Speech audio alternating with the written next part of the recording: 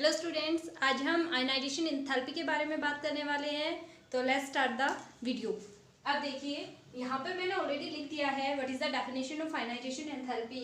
It is also known as ionization potential, either ionization energy, ionization enthalpy और ionization potential. The amount of energy required to remove electrons from isolated gaseous atoms is called ionization enthalpy, या फिर हम इसे successive ionization enthalpy के नाम से भी जानते हैं। किसी भी एटम के अंदर से जो आउटर मोस्ट शेल होगी उसमें से इलेक्ट्रॉन्स को रिमूव करवाना वन बाय वन क्या कहलाएगा? आयनाइजेशन एंथैल्पी कहलाएगा। उसके अंदर जितनी भी एनर्जी जो रिक्वायर्ड होती है, रिलीज आउट होती है, उसे हम क्या कहेंगे? आयनाइजेशन एंथैल्पी या फिर आयनाइजेशन एनर्जी। तो यहाँ पर मैंने एक चीज लिखी है कि आइसोलेटेड गैसेस एटम जो है वो होना चाहिए, यानी नॉर्मल हम कोई भी मॉलिक्यूल वगैरह नहीं उठाएंगे। यहाँ पर आयनाइजेशन एंथैल्पी के लिए क्या लेना है? हमें एटम के अंदर से इलेक्ट्रॉन रिमूव करवाना है। ओके, शॉर्ट के अंदर इसे हम लिखते हैं I. I stand for ionization and E stand for energy और एंथैल्पी। ओके, या फिर आपको ऐसे भी लिखा मिल जाएगा ये डेल आई एच। इसका मतलब भी क्या है? Del H stand for enthalpy, enthalpy, and here I stand for ionisation, ionisation. यानी आयनाइजेशन एंथैल्पी को हम इन सारे सिंबल्स के थ्रू रिप्रेजेंट कर सकते हैं। अगर इनमें से कुछ भी आपको लिखा हुआ दिखता है तो आप वहाँ पे समझ जाएं कि हम आयनाइजेशन एंथैल्पी के बारे में ही बात कर रहे हैं। अब सबसे पहली बात, ये ट्रेंड्स मैं आपको बताऊंगी अभी, उससे पहले देखिए एक चीज। मान लो जो आयनाइजेशन एंथैल्पी है इसके अंदर हम कह क्या रहे हैं? मेरे पास कोई एटम है, एम कोई मेटेलिक एटम है, इलेक्ट्रोपॉजिटिव नेचर का है। इसमें से मैंने एक इलेक्ट्रॉन निकाल लिया, ठीक है, एक इलेक्ट्रॉन निकाल लिया। ऐसे ना लिखना चाहे तो हम ऐसे भी लिख सकते हैं कि इसमें से जैसे ही एक इलेक्ट्रॉन निकालेंगे हम, एक इजेक्ट आउट हो गया, पीछे क्या बचा? जो मेटल है, जो भी एटम था हमारा इलेक्ट्रोपॉजिटिव नेचर का, उसके ऊपर पॉजिटिव चार्ज रह जाएगा। जो भी इलेक्ट्रोपॉजिटिव नेचर के एलिमेंट्स होते हैं या फिर आयनाइजेशन एंथैल्पी हम जब भी दिखाते हैं तो हम वहाँ पे क्या कर रहे हैं? रिमूवल ऑफ इलेक्ट्रॉन्स कर रहे हैं। तो एक इलेक्ट्रॉन यहाँ पे निकाला और इस पे कैसा चार्ज आ गया? Positive charge. तो यहाँ पर जो आयनाइजेशन एंथैल्पी है वो कौन सी दी हमने? फर्स्ट आयनाइजेशन एंथैल्पी देनी पड़ी। क्लियर? अब देखिए, अगर इसमें से मैं एक और इलेक्ट्रॉन निकालूंगी तो कितना हो जाएगा? यहाँ पे 2 पॉजिटिव चार्ज हो जाएगा, क्योंकि 1 पॉजिटिव तो पहले ही था, एक इलेक्ट्रॉन तो इसने पहले ही दे दिया था, एक और दे दिया, तो इसका मतलब क्या हुआ? 2 पॉजिटिव चार्ज आ जाएगा। ये कौन सी आयनाइजेशन एंथैल्पी होगी? हमारी सेकेंड आयनाइजेशन एंथैल्पी। या तो ऐसे लिखा हुआ मिलेगा या फिर ऐसे भी लिखा मिल सकता है, ये फर्स्ट और ये सेकेंड। ओके, तो उसमें कंफ्यूज होने की जरूरत नहीं है आपको, इस तरीके से भी लिखा मिल सकता है। अब मान लो इसमें से मुझे एक और इलेक्ट्रॉन इजेक्ट आउट करवाना है, तो क्या होगा? 2 पॉजिटिव में से मैं थर्ड आयनाइजेशन एंथैल्पी दूंगी इसे, और एक इसमें कन्वर्ट हो जाएगा M3 पॉजिटिव के अंदर, और जो एक इलेक्ट्रॉन है वो और यहाँ से इजेक्ट आउट हो चुका होगा।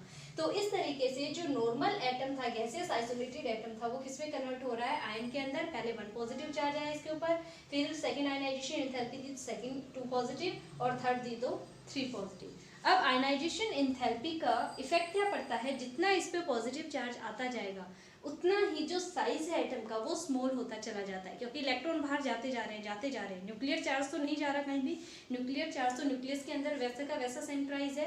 तो क्या होता है? उस टाइम पे जो साइज है वो स्मॉल होता है, श्रिंक करना शुरू कर देता है। तो देखिए यहाँ पर पहली बात, जब भी हम कभी आयनाइजेशन एंथैल्पी के बारे में बात करते हैं तो हमेशा जो फर्स्ट आयनाइजेशन एंथैल्पी होती है वो क्या रहेगी? कम रहेगी सेकेंड आयनाइजेशन एंथैल्पी के कंपैरिजन में, और जो सेकेंड आयनाइजेशन एंथैल्पी है वो हमेशा कम रहेगी थर्ड आयनाइजेशन एंथैल्पी के कंपैरिजन में। यानी हमेशा जितनी आयनाइजेशन एंथैल्पी आप देते जाएंगे, जो लास्ट वाली होगी उसमें सबसे ज़्यादा अमाउंट में एनर्जी देनी पड़ेगी हमें, उससे सेकंड के अंदर उससे कम, और फर्स्ट में सबसे कम देनी पड़ेगी। ऐसा किस रीजन की वजह से हो रहा है? ऐसा मैं क्यों कह रही हूँ? क्योंकि देखिए, एक हम एटम कंसीडर करते हैं यहाँ पर, ये मान लो कोई एटम है, ओके, इसके पास टोटल 6 इलेक्ट्रॉन है। इस तरीके से इसके पास कितने इलेक्ट्रॉन है? टोटल 6 इलेक्ट्रॉन मान लो प्रेजेंट है। अब इसका जो टोटल न्यूक्लियर चार्ज है वो एक तो 6 इलेक्ट्रॉन को होल्ड करने, 6 इलेक्ट्रॉन को अपने साथ बाउंड अप करने के लिए यूज में आ रहा है। तो सारे जो इलेक्ट्रॉन है उनके पास चार्ज डिस्ट्रीब्यूटेड है, थोड़े थोड़े अमाउंट में चार्ज जा रहा होगा। जैसे ही इसमें से एक इलेक्ट्रॉन मैंने निकाल दिया, अब एनर्जी दी और एक इलेक्ट्रॉन यहाँ से निकाल दिया, अब कितने बच गए टोटल 5 इलेक्ट्रॉन। अब न्यूक्लियर चार्ज तो उतना ही है, तो न्यूक्लियर चार्ज तो उतना ही इफेक्टिव है, लेकिन इलेक्ट्रॉन तो कम हो गए। अब जो चार्ज 6 इलेक्ट्रॉन को बाउंड करने के लिए यूज में आ रहा था, वही न्यूक्लियर चार्ज सिर्फ 5 इलेक्ट्रॉन्स को टाइटली बाउंड करने के अंदर यूज में आ रहा है। तो अब अगर इसमें से मुझे इलेक्ट्रॉन निकालना है तो ज्यादा अमाउंट में एनर्जी देनी पड़ेगी। फिर थोड़ी ज्यादा अमाउंट में एनर्जी दी और मैंने एक इलेक्ट्रॉन और निकाल दिया इसमें से। अब कितने इलेक्ट्रॉन बच गए टोटल 4 इलेक्ट्रॉन बच गए। अब जितना टोटल न्यूक्लियर चार्ज 6 इलेक्ट्रॉन को बाउंड करने के लिए यूज हो रहा था, एक निकाल दिया तो वही चार्ज 5 इलेक्ट्रॉन को टाइटली बाउंड किया हुआ था। अब मैंने एक इलेक्ट्रॉन और निकाल दिया तो वो ही टोटल न्यूक्लियर चार्ज उतने ही अमाउंट में सिर्फ 4 इलेक्ट्रॉन को होल्ड अप करने के लिए यूज में आ रहा है। तो बॉन्ड जो है वो जो पावर है वो तो इंक्रीज हुई, ज़्यादा टाइटली बाउंड करके रखेगा वो। तो अगर थर्ड इलेक्ट्रॉन निकालना होगा तो हमें और भी ज़्यादा अमाउंट की एनर्जी देनी पड़ेगी। क्लियर?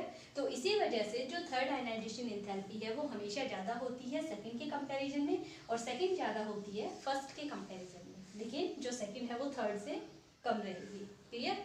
तो ये आयनाइजेशन एंथैल्पी। अब देखिए इसका ट्रेंड देखिए, ionisation enthalpy is inversely proportional to the size. अगर ये साइज के इनवर्सली प्रोपोर्शनल है, मान लो मैं ये कह रही हूँ कि ये साइज के इनवर्सली प्रोपोर्शनल है, इसका मतलब अगर साइज बड़ा होगा तो आयनाइजेशन एंथैल्पी कम होगी, डिक्रीज हो जाएगी। अगर साइज कम होगा तो आयनाइजेशन एंथैल्पी इंक्रीज हो जाएगी। यही ट्रेंड हमारा यूज में आता है जब हम लेफ्ट टू राइट मूव करते हैं हमारे पीरियोडिक टेबल के अंदर, तो साइज के ऊपर क्या इफेक्ट पड़ता है, जो साइज होता है इस डायरेक्शन के अंदर डिक्रीज होता जाता है, और साइज किसके इनवर्सली प्रोपोर्शनल है, आयनाइजेशन एंथैल्पी के। अगर साइज डिक्रीज हो रहा है तो आयनाइजेशन एंथैल्पी के ऊपर क्या इफेक्ट पड़ेगा, वो इंक्रीज होगी जब भी हम मूव करेंगे left to right in a periodic table. Clear?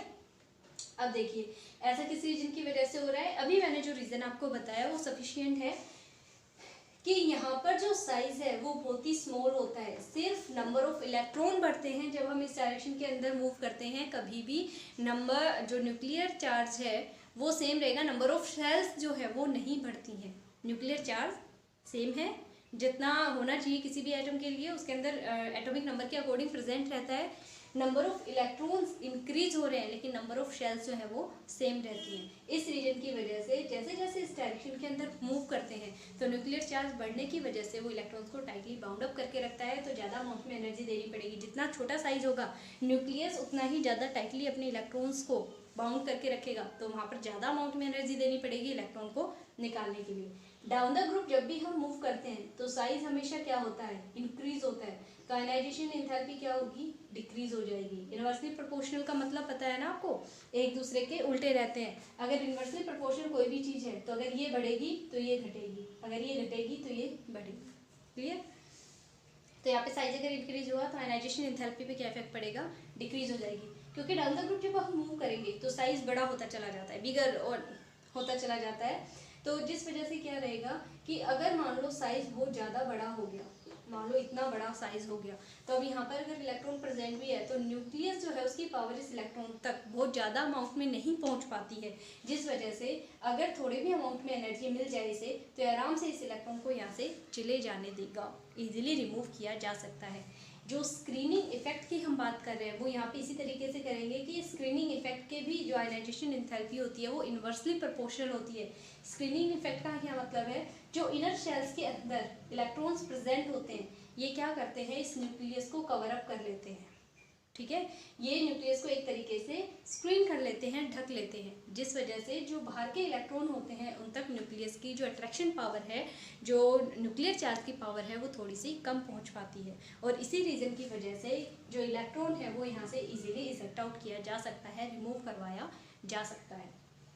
तो ये था आपका कंप्लीट आयनाइजेशन एंथैल्पी के बारे में। आई होप आपको समझ में आया होगा। तो ये ट्रेंड्स बना के आपको एज इट इज़ लिखने हैं। मैं यहाँ पर कुछ एक एग्जाम्पल या कुछ एक जो एक्सेप्शन केसेस हैं वो और डिस्कस कर रही हूँ आपके साथ में, तो उन्हें और देखिए। कुछ एक एग्जाम्पल लिखे हैं जो हम स्टडी करने वाले हैं। फर्स्ट है बेरिलियम और बोरॉन के बीच में। बेरिलियम जो है इसका एटॉमिक नंबर होता है 4, कॉन्फिगरेशन क्या लिखेंगे 1s2 2s2। बोरॉन है एटॉमिक नंबर है 5, कॉन्फिगरेशन रहेगा 1s2 2s2 and 2p1। This is the electronic configuration for boron and this is the electronic configuration for beryllium.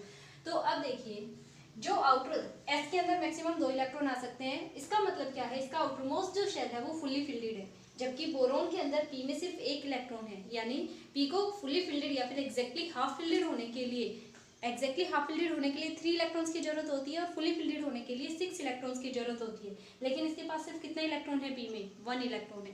इसका मतलब ना तो ये फुली फिल्डेड है ना ही हाफ फिल्डेड है, स्टेबिलिटी कम है।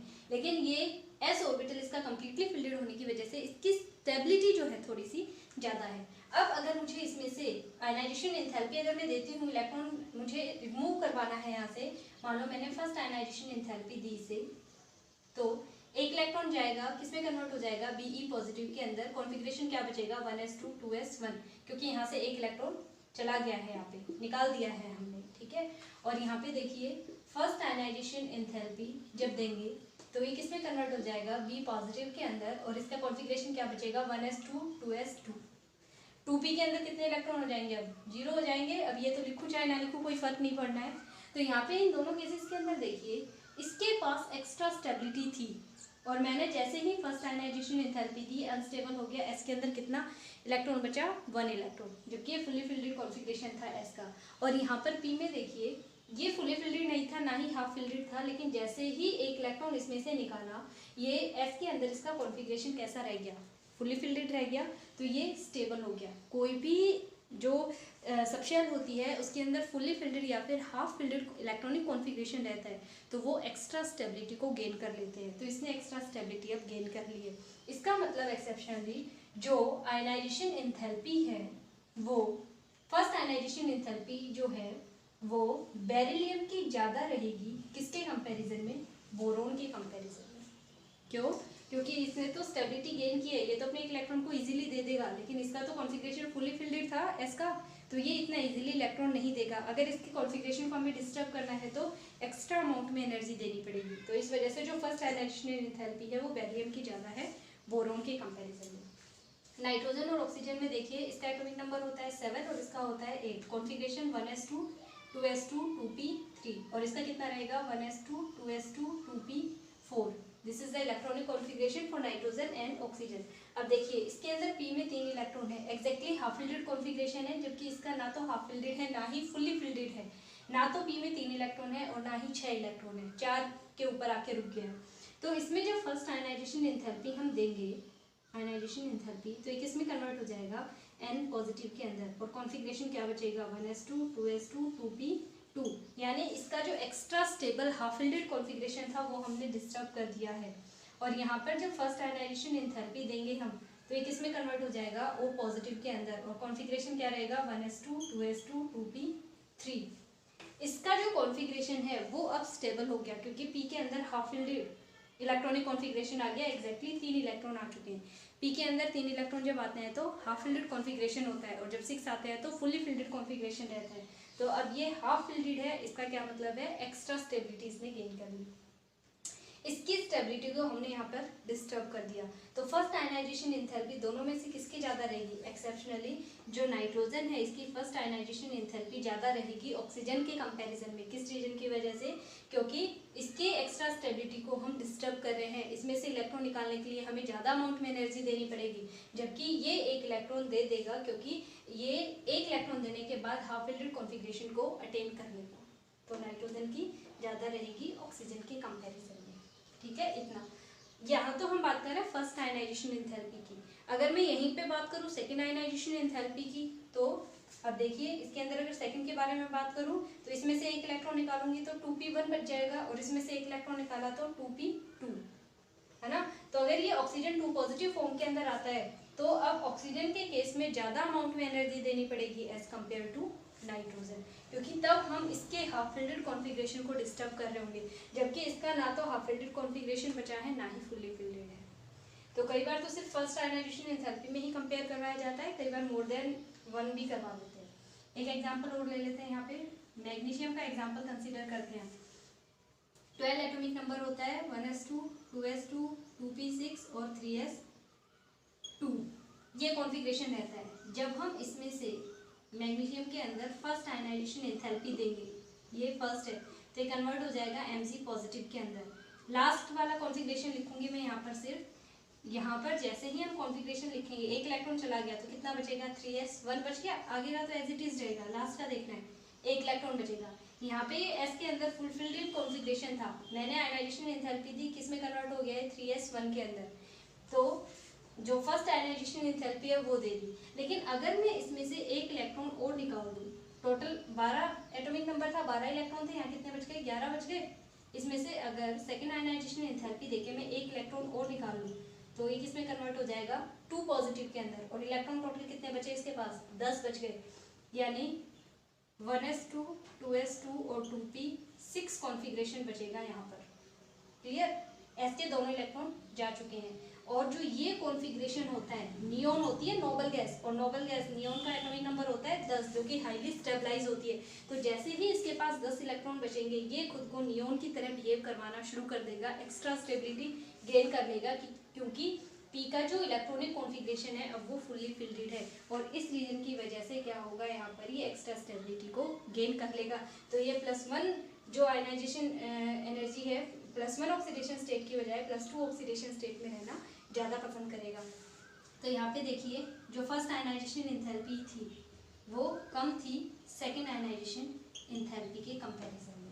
अब अगर हम देखें तो यहाँ पर अलग कंसेप्ट लगता है जब हम दो को कंपेयर कर रहे होते हैं। जब सेम को कंपेयर करेंगे तो कंसेप्ट चेंज होता है, जो मैंने स्टार्टिंग में बताया था क्या कि यहाँ पर टोटल न्यूक्लियर चार्ज, जितना चार्ज 12 इलेक्ट्रॉन को होल्ड करने के लिए यूज़ में आ रहा था, उतना ही यहाँ कितने इलेक्ट्रॉन्स को होल्ड करने में यूज़ में आ रहा है, सिर्फ 11 इलेक्ट्रॉन्स को, 11 इलेक्ट्रॉन्स को। और यहाँ पे कितने को, सेम न्यूक्लियर चार्ज कितने इलेक्ट्रॉन्स को होल्ड अप किए हुए हैं, 10 इलेक्ट्रॉन्स को, तो ज़्यादा पावर के साथ होल्ड कर पाएगा। तो जो जब इसमें से सेकेंड आयनाइजेशन एंथैल्पी देके इसे इसमें कन्वर्ट करवाएंगे तो जो एनर्जी है वो ज़्यादा देनी पड़ेगी एज़ कम्पेयर टू फर्स्ट।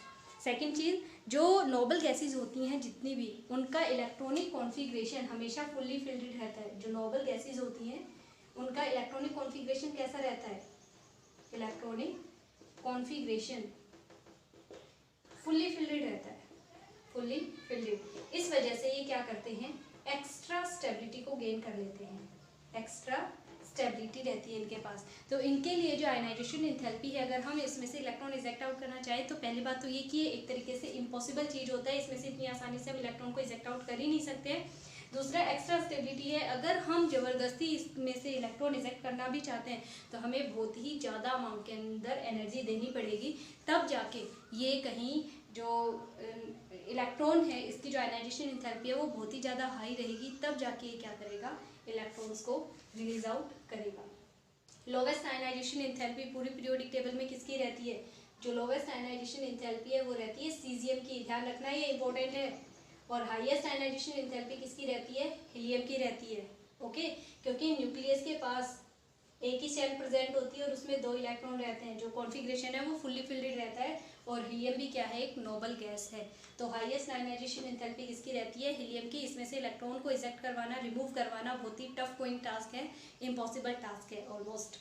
और जो सबसे कम जो आयनाइजेशन एंथैल्पी है वो सीजियम की रहती है। इसी वजह से जितनी भी सोलर प्लेट्स वगैरह होती हैं, सोलर प्लेट्स जो होती हैं, जो भी इस तरीके के सिस्टम होते हैं उसमें सीजियम फोटो इलेक्ट्रिक इफेक्ट वगैरह दिखाते हैं, और भी काफ़ी सारे एक्सपेरिमेंट्स हैं, उन सब के अंदर सीजियम मेटल का यूज़ किया जाता है due to its very low ionisation enthalpy. इतनी लो होती है कि सन रेडिएशंस जो होती हैं उन्हीं की प्रेजेंस में इलेक्ट्रॉन्स को इजीली इजेक्ट आउट कर देता है। क्लियर, तो आप मुझे यहाँ पे एग्जांपल एक सॉल्व करके बताने वाले हैं, कंपेयर करके बताएंगे आप इन बिटवीन। फर्स्ट तो है एल्यूमिनियम का, एल्यूमिनियम की 3 आयनाइजेशन एंथैल्पी तक आपको फाइंड आउट करना है, इस तरीके से बना के क्या कॉन्फ़िगरेशन रहेगा, क्या रहेगा। तो एल्यूमिनियम की जो आयनाइजेशन एंथैल्पी है वो 3rd आयनाइजेशन एंथैल्पी तक आपको बताना है। सेकेंड केस है, आपको कंपेयर करना है मैग्नीशियम और एल्यूमिनियम, दोनों को कंपेयर करेंगे। मैग्नीशियम और सोडियम ले लीजिए, ठीक है, मैग्नीशियम और सोडियम। आप मुझे बताएंगे इन दोनों के अंदर जो फर्स्ट आयनाइजेशन एंथैल्पी है वो किसकी ज़्यादा रहेगी। क्लियर, फर्स्ट आयनाइजेशन एंथैल्पी दोनों में किसकी ज़्यादा रहेगी, और सेकेंड आयनाइजेशन एंथैल्पी भी इन दोनों के अंदर, दोनों में से किसकी ज़्यादा रहेगी। तो इन दोनों में कंपेयर करके बताना है आपको, और एक एल्यूमिनियम का 3rd आयनाइजेशन एंथैल्पी तक फाइंड आउट करना है, जो रिप्रेजेंटेशन है वो बना के बताएंगे।